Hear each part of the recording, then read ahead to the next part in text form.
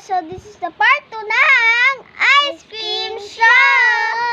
So guys, nakakuha na si Kayla ng panandok. Ayan yung panandok niyang kinuha. Klaseng yan. Ayan o, may CM. So, ito na nga guys. Dito tayo nag-stop, diba? Doon sa pagtutur ko sa inyo sa laruan namin. So, umalis ka muna dyan. So, let's go na. Tuturuan na namin kayo muna sa aming laruan. Let's go! Here we go. Tara na! Si Ate Liliar. Tayo nag-stop, diba guys? Meron na akong tali na. Tour ko na to. Kaya ang kitong bag ko. Sky blue, favorite kong color. Tapos, ito naman guys. Meron tayo dito sa Lobito na mga pagkain. Hold mo. So guys, si Kayla muna magbibideo sa amin. So, ito guys, yung alat ko siya. Tapos si Kayla na lang magbibideo. Boy! So, ayan nga. Oh my goodness gracious.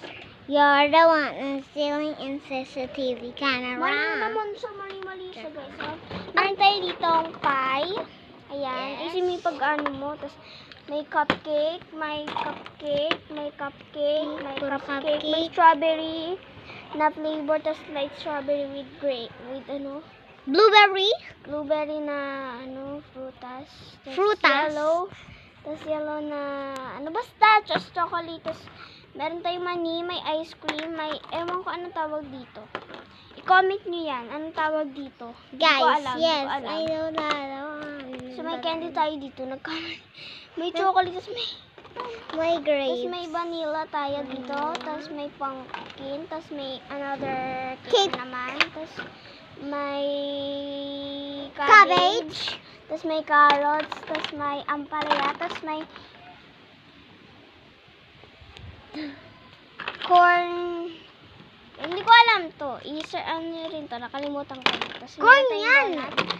Ay, may corn pala. So, ito na yung lahat na guys. Papakita ko. Yan, lahat ng gamit namin.